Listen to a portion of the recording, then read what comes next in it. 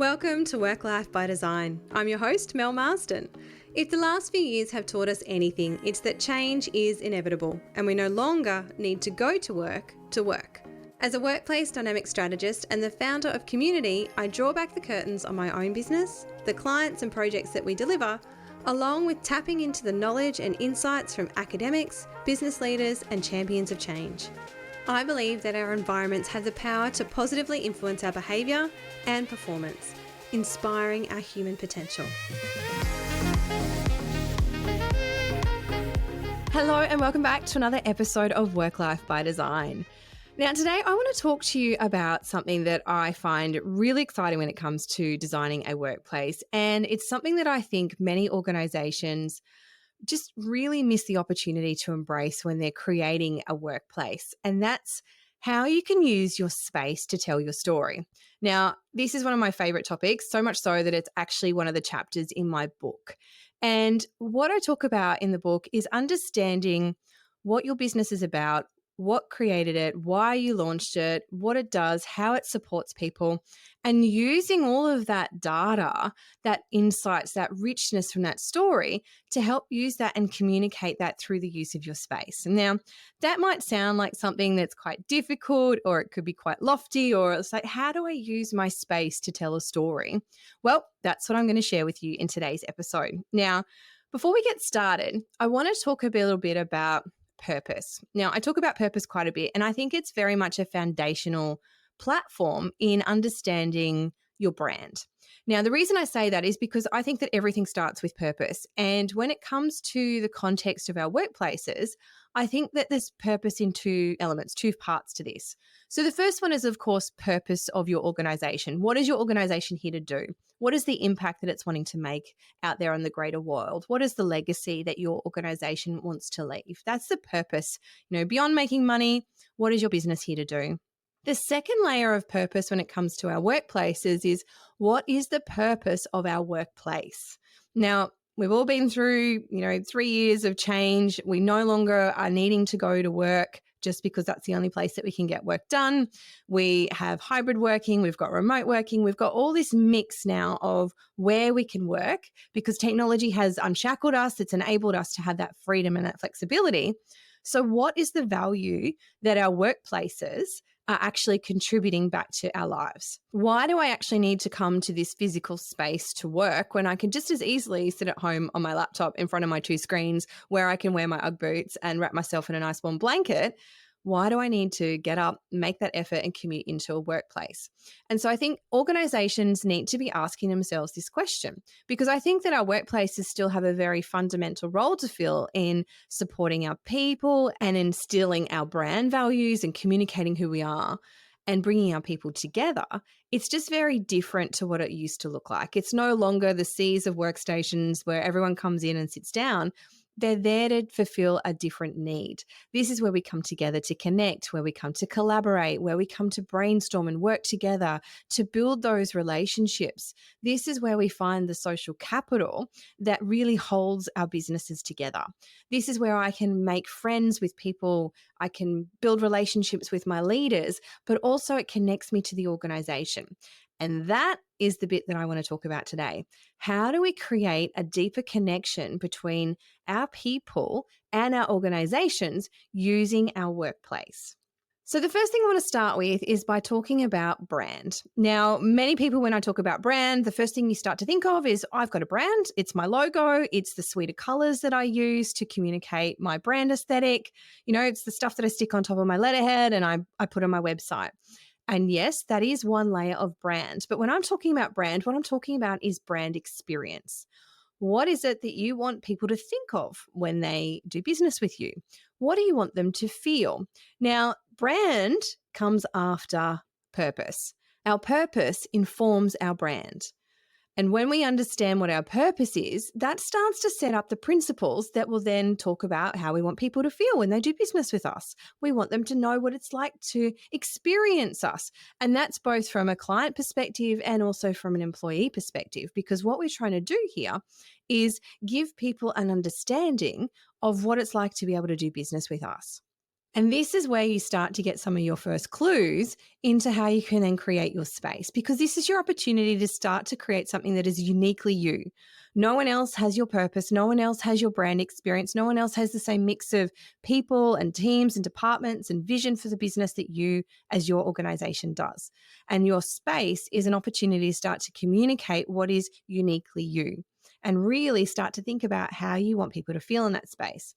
Now, this isn't just about the aesthetic, which is, the materials, the colors, the textures that you want people to see when they come in, what color the feature wall is painted behind reception and what color the marble is on the desk. Those things are important because they all contribute to that. But there are also some other factors that we need to think about. And that's how we actually arrange our spaces, the way it works, the way it's laid out, how all of the pieces of the workplace actually come together are as much an influence on the brand experience as is the color palette and the materiality that you're using as well. So there's 3 ways that we start to build that brand experience in our workplaces. We first need to understand, what is your brand story? What is the brand experience that you want people to have when they do business with you? So that could be looking back at the history of the organization and seeing where you came from, what inspired the business. Maybe it's looking forward and looking at where you're going and what your vision is for the future. Maybe it's looking inside and understanding what the culture of your organization is, what the values are, what really makes you guys tick. Maybe it's what's inspiring you and who you deliver services for. Every organization that I've worked with has a slightly different and nuanced approach to this, but there is always an essence that I find underneath. So, for examples that I've got in the book, we've got Hall Chadwick, who are an accounting company.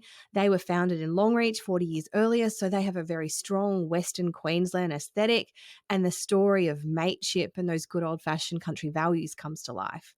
We talk about Mapian in the book as well, and in there we're talking about how the space has got very much a nautical navigation theme, because the essence of that organization was guiding their clients through rough seas while looking to the stars for guidance when there are rocks underneath. And so the very strong nautical navigation and constellation themes came to life. We look at Entain, and they're very much about sport and having fun. But rather than looking at what their external brand was, they very much focused on their internal brand, their employer brand, and how they build social capital, how they bring people together, how they connect, how they play, how they work, and how they have fun. So in each instance, we're looking at something completely different, but it's inspiring the vision of the business. It's inspiring the vision of the project, and it's inspiring that whole brand experience that we want to be communicating with the project. Now, this then comes to life through the use of the planning and then, of course, in the aesthetics. Now, if you're struggling to try and figure out what some of these things might be, if you don't have a very strong history, or maybe you've gone through mergers and acquisitions, you're not particularly clear on the future vision at this point in time, one really great way that helps, I've seen with clients, pull this together, and there's an exercise I share in the book, is inviting the team to contribute words that they think describe the culture of the organization.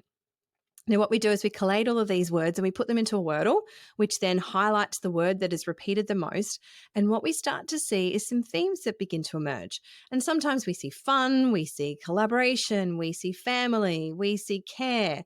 There's different words that start to emerge. And these words then can start to instill a sense of who you are as an organization, what is important to your people, and how you then can potentially leverage that and communicate it. Other ways are to look at brand archetypes and, have conversations around story to really uncover your purpose. There are a multitude of ways to really tap into what that brand experience is and unfold that in your space. What do our workplaces look like when we no longer need to go to work?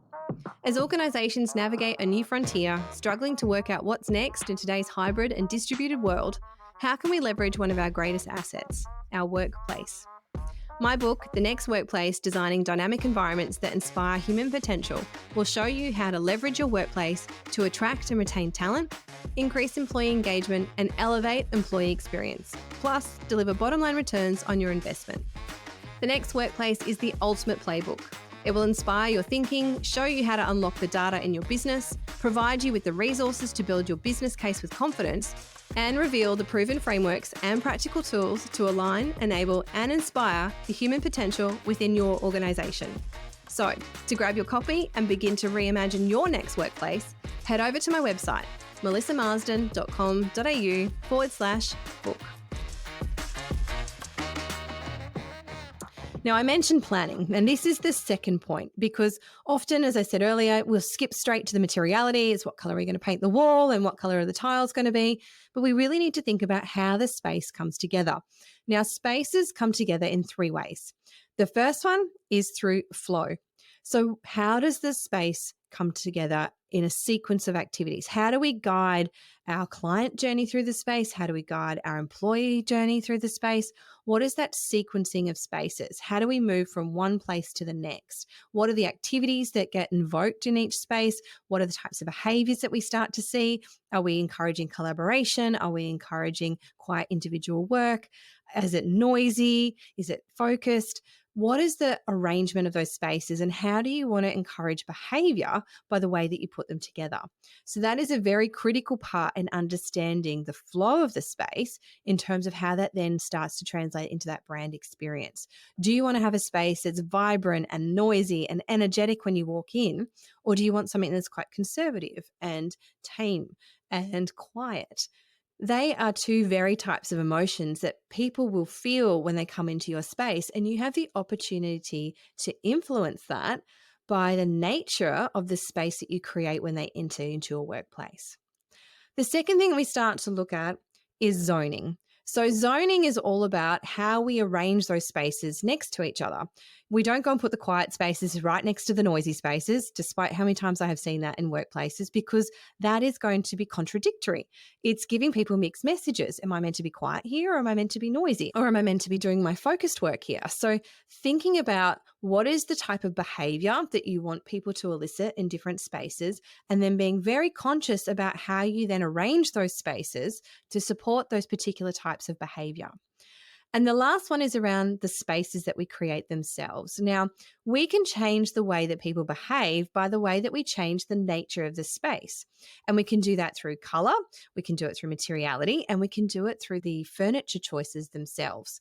So if you think about a type of environment where you want to encourage collaboration, you're not going to go and put quiet little individual lounge chairs in a space where you want people to come together and you want them to brainstorm and you want them to have robust conversations. You would more likely put in a stand-up table, perhaps a couple of bar stools to lean on. You'd put a TV in so that you've got a screen to be able to share content to, and some whiteboards so that you're actively encouraging people to move and kinesthetically engage in a conversation. And conversely, you wouldn't put that in a space where you want people to be quiet. You would put those high back lounge chairs, which are very soft and luxurious and somewhere I feel like I can sink back into and I can feel like I can retreat and feel safe and cocooned, and it is a space for one. So they're the ways that we can start to influence the way people behave through the types of furniture that we use and the types of textures and the materiality to change the way that we experience those spaces. Now, the final thing that we then look at from a brand experience piece is, of course, the aesthetic. So rather than jumping to this at the beginning, this is the last thing that I then overlay over the design that we've created because we've already understood the business. We understand the brand story. We've developed a metaphor often. So what is that piece of information that we are connecting back into? We're using as a sense checker to make sure that we're making educated and informed decisions that are aligned with our end goal. Then we've gone and we've done our layout. We know how people are flowing through the space. We've looked at our zoning. And then, of course, we all then have considered the spaces themselves, what type of furniture arrangements we're going to put in there to elicit those behaviors. And then finally, we get to the aesthetics. This is where we start to think about what it's going to look like. What are the materials going to look like? What is the colors? What are the textures? And this then is a very important piece because each of those little sensory points influence the way that I experience a space. So if I go and put in really bright primary colors, so red and blue and yellow, I'm going to elicit very bold, outgoing feelings because that's why we see those a lot in schools. To encourage our children to be creative and expressive and have fun. But if I go and I use very muted tones, pastels and grays and, those softer tones, then I'm probably going to be eliciting more retreating behaviors and more calming behaviors and change that sensory perception of how I engage with that space. So, this is a way that we can start to influence behavior again, but it's also telling that story. For example, in Hall Chadwick, we used corrugated iron and recycled timbers and cow hides and lots of open air. That gave us that feeling of expansiveness, and the materiality started to give us those memories of what it was like to be on a farm and that industrial nature and those Western red colors that come from the desert. At Mapian, we used limed timbers and navy blues and, circular features so that we started to see the idea of a ship deck and the waves and the stars. All of these elements were coming together to give you an aesthetic that responded to the brand experience that we wanted to create. So, there are three ways that you can start to influence the way that your brand is experienced in your workplace. Understanding your brand story, where you come from, what it is that you value, where you're going, what your culture looks like. Then, looking at your planning. How do we move through a space? What do we experience? And how do we influence behavior? And then, thirdly, through the aesthetics. I really want to encourage you to start to look at how your organization can really embrace this opportunity to tell your story.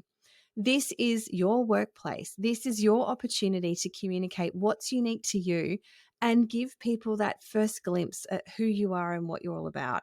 This is that opportunity to make your first impressions count.